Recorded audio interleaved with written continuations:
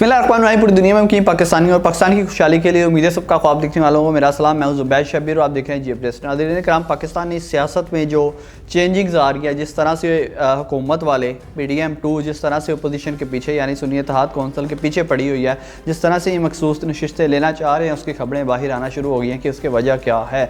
और साथ ही साथ आज आपको बताएंगे कि जिन्ना हाउस केस के हवाले से अहम पेशरफ्त हुई है। और उसके अलावा आपको बताएंगे कि पाकिस्तान में रहने वाले वो शहरी जो पाकिस्तान के लिए टैक्स पे करते हैं, जो भी चीज़ लेते हैं, जहाँ भी जाते हैं, कुछ भी खाते हैं, कुछ भी खरीदते हैं, टैक्स पे करते हैं, उन्हें उनकी औकात दिखाई जा रही है कि उनकी क्या औकात है, उनकी क्या वैल्यू है। इन सब चीज़ों में बात करेंगे।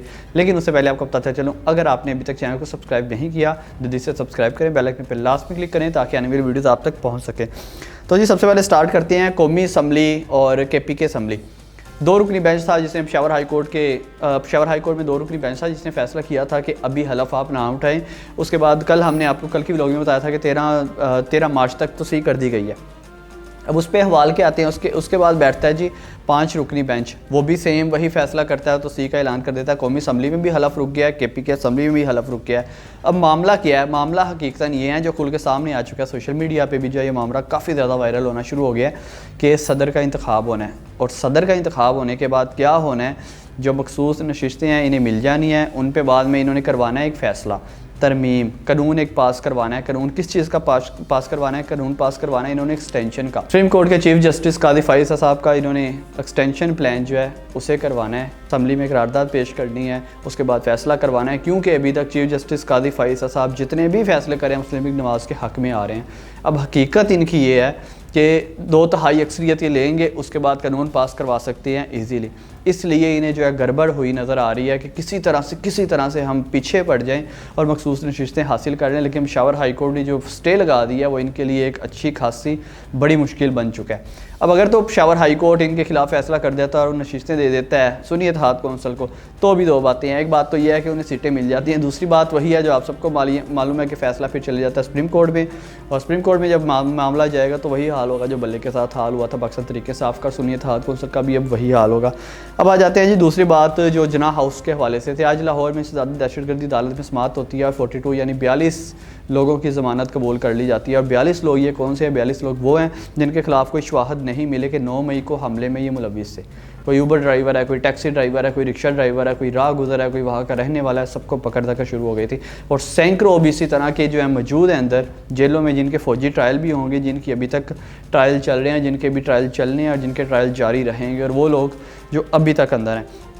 मज़ीद चलते हैं जी सूबाई असम्बली की तरफ। पंजाब असम्बली में आज हलफ उठा लिया गया मखसूस नशिस्तों पे, जबकि कल केस गया था लाहौर हाई कोर्ट में और उसमें फ़ैसला किया गया था कि आप हलफ पे जो है थोड़ा सा स्टे रखें, क्योंकि पेशावर हाई कोर्ट में फ़ैसला किया जा रहा है। उमूमन समझा जा रहा था लाहौर से भी ये फ़ैसला आएगा, लाहौर में फ़ैसला सुना दिया गया था। आज उसकी समाअत थी, लेकिन समाअत से पहले ही क्या होता है कि हलफ उठा लिया जाता है पंजाब असम्बली में, जिसमें अपोजिशन अच्छा खासा एहतजाज करती है, लेकिन कोई उसकी फ़िक्र नहीं करता। हलफ उठाते हैं और उठा ही रखते हैं, जिस पे बाद में अपोजिशन के एहतजाज के बाद स्पीकर कौमी असम्बली के साथ उनकी कुछ तलब कलामी भी होती है, लेकिन अपोजिशन का एहतजाज वैसे ही रहता है। स्पीकर का जो डाइस घेर लेते हैं वो वैसे का वैसे रहता है। जो उनके नारे होते हैं इनके खिलाफ चोड़ के और मैंडेट छोड़ के शेम के, वो वैसे के वैसे ही रहते हैं, लेकिन हलफ बर्दारी हो जाती है मखसूस नशिस्तों पर जो सुन्नी इत्तेहाद कौंसिल की थी। अब बातें हैं जो सबसे अहम जो आज की हमारी खबर है कि कौम को उसकी औकात दिखाई जा रही है। सोशल मीडिया पे खबरें गर्दिश करी हैं कि इमरान खान साहब ने सेहत कार्ड बनाया था जो 10 लाख जिसकी मालियत थी और उसके ऊपर तस्वीर प्रिंट नहीं थी, और ये 10 किलो के थैले पे भी निगहबान आटा निगहबान स्कीम के नाम पे मियां मोहम्मद नवाज शरीफ की तस्वीर ऊपर प्रिंट करके लेके घूम रहे हैं और जाके उसे दे रहे हैं। और बड़ी बात यह है कि मरियम नवाज साहबा के साथ जब से ये वज़ीर आला पंजाब बनी है, पूरा अपने चाचे के नक्शो कदम पे चढ़ी हैं, चाचा जान के नक्शे कदम पे। जो शहबाज शरीफ साहब करते थे कि मीडिया लिया, अपने कैमरे लिए, कैमरे की टीम्स ली, प्रोड्यूसर लिया और निकल गए जी काम करने। एक कैमरा पीछे से है, एक कैमरा आगे से है।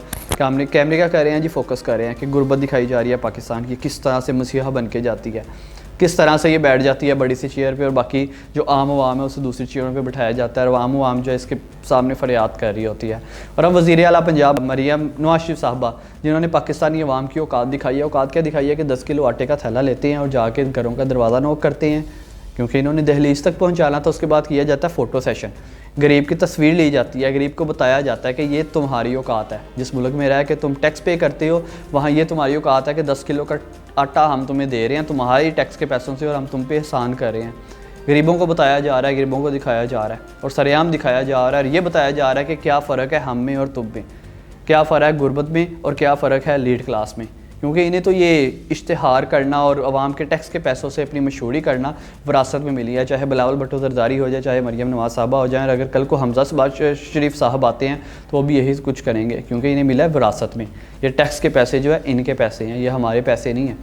तो ये मामला चढ़े हैं पाकिस्तान में। अब देखते हैं पाकिस्तान के हालात किस तरफ जाते हैं, लेकिन जो हालात नज़र आ रहे हैं, हालात वाक़यात नज़र आ रहे हैं, उसके मुताबिक तो हालात गुर्बत की तरफ और नीचे जाते हुए नज़र आ रहे हैं। उम्मीद तो यही करते हैं जो भी हो पाकिस्तान के हक़ में बेहतर हो, ये एक्सटेंशन भी ना हो और मखसूस नशिस्तें उन्हें दे दी जाए साफ़ शफाफ तरीके से, और जो ट्रायल चल रहे हैं वो सारे साफ़ शफाफ तरीके के साथ चलेंगे और पाकिस्तान दिन दुगनी रात चुगनी तरक्की करे। अपनी मेहमान ज़ुबैश को इजाज़त दीजिए। अल्लाह ने के बाद।